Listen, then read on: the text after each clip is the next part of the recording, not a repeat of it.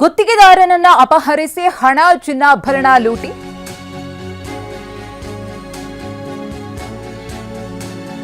ಮೈಸೂರು ನಗರದ ಹೊರವಲಯದಲ್ಲಿ ನಡೆದಿರುವಂತಹ ಘಟನೆ ಇದು. ಗುತ್ತಿಗೆದಾರ ರಾಮುನನ್ನ ದುಷ್ಕರ್ಮಿಗಳು ಅಪಹರಿಸಿದ್ದಾರೆ. 16 ಲಕ್ಷ ಹಣ, 3.5 ಲಕ್ಷ ಮೌಲ್ಯದ ಚಿನ್ನವನ್ನ ಕಸಿದು ಪರಾರಿಯಾಗಿದ್ದಾರೆ.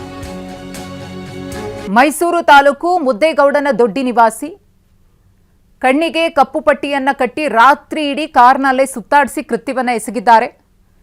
ಜುಲೈ 15ರಂದು ನಡೆದಿರುವಂತಹ ಘಟನೆ ತಡವಾಗಿ ಬೆಳಕಿಗೆ ಬಂದಿದೆ. ನಮ್ಮ ಪ್ರತಿನಿಧಿ ರಾಮ್ ಈ ಕುರಿತು ಮತ್ತಷ್ಟು ಮಾಹಿತಿಯನ್ನ ಕೊಡ್ತಾರೆ. ರಾಮ್, ಈ ಘಟನೆಗೆ ಸಂಬಂಧಪಟ್ಟಂತೆ ಹೇಗೆ ಪೊಲೀಸರಿಂದ ಕಾರ್ಯಾಚರಣೆ ನಡೀತು ಅಂತ ಹೇಳಿ, ಯಾರು ಏನು ಅಪಹರಣ ಮಾಡಿದ್ರು ಗುತ್ತಿಗೆದಾರನನ್ನ, ಅವ್ರ ಬಗ್ಗೆ ಏನಾದರೂ ಮಾಹಿತಿ ಸಿಕ್ಕಿದ್ಯಾ, ಹೇಗೆ? ಮಧುಶ್ರೀ, ಸಿನಿಮೆಯ ರೀತಿಯಲ್ಲಿ ಗುತ್ತಿಗೆದಾರರೊಬ್ಬನ್ನ ಅಪಹರಣ ಮಾಡಿ ಲಕ್ಷಾಂತರ ರೂಪಾಯಿ ಹಣ ಮತ್ತೆ ಚಿನ್ನಾಭರಣ ದೋಚಿರುವಂತಹ ಘಟನೆ ಮೈಸೂರು ಜಿಲ್ಲೆಯಲ್ಲಿ ನಡೆದಿದೆ.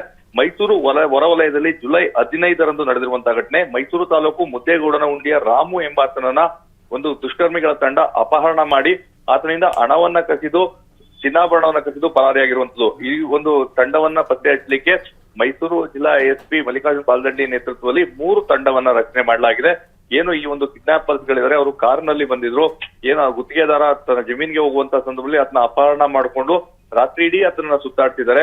ಅಷ್ಟೇ ಅಲ್ಲ, ಆತನಿಂದ ಮನೆಗೆ ಕರೆಯನ್ನ ಮಾಡಿಸಿ 16 ಲಕ್ಷ ರೂಪಾಯಿ ಹಣವನ್ನ ತೆಗೆದುಕೊಂಡಿದ್ದಾರೆ. ಅಂದ್ರೆ 9 ಲಕ್ಷ ರೂಪಾಯಿಗೆ ನಿನ್ನ ಕೊಲೆ ಮಾಡ್ಲಿಕ್ಕೆ ನಮಗೆ ಸುಪಾರಿ ಕೊಟ್ಟಿದ್ದಾರೆ. ನಿನ್ನ ಕೊಲೆ ಮಾಡಿಲ್ಲ ಅಂತ ಹೇಳಿದ್ರೆ 40 ಲಕ್ಷ ರೂಪಾಯಿನ ಕೊಡ್ಬೇಕು ಅಂತ ಹೇಳಿದ್ರೆ, ಆದ್ರೆ ಅದು ಅಷ್ಟೊಂದು ದುಡ್ಡು ನನ್ನ ಬಳಿ ಇಲ್ಲ ಅಂದಾಗ 16 ಲಕ್ಷ ರೂಪಾಯಿನ ಆತನ ಪತ್ನಿಗೆ ಕರೆ ಮಾಡಿ ಬಾಮೈದನ ಮುಖಾಂತರವಾಗಿ ಹಣವನ್ನ ತೆಗೆದುಕೊಂಡಿದ್ದಾರೆ. ಅಷ್ಟೇ ಅಲ್ಲ, ಆತನ ಬಳಿ ಇದ್ದಂತಹ ಚಿನ್ನಾಭರಣ ಅಂದ್ರೆ ಆತನ ಕತ್ತಿನಲ್ಲಿದ್ದಂತಹ 30 ಗ್ರಾಂ ಚೈನು, ಕೈನಲ್ಲಿದ್ದಂತಹ 10 ಗ್ರಾಂನ 2 ಉಂಗುರಗಳು ಮತ್ತೆ ಆತನ ಜೇಬಿನಲ್ಲಿದ್ದಂತಹ 50,000 ರೂಪಾಯಿನ ಕಸ್ಕೊಂಡು ಪರಾರಿಯಾಗಿದ್ದಾರೆ. ಸೊ ಯಾರು ಏನು ಅನ್ನೋದ್ರ ಬಗ್ಗೆ ಯಾವುದೇ ರೀತಿಯಂತಹ ಸುಳಿವು ಸಿಕ್ಕಿಲ್ಲ. ಇದೀಗ ವರುಣಾ ಪೊಲೀಸ್ ಠಾಣೆಯಲ್ಲಿ ಪ್ರಕರಣ ದಾಖಲಾಗಿದೆ.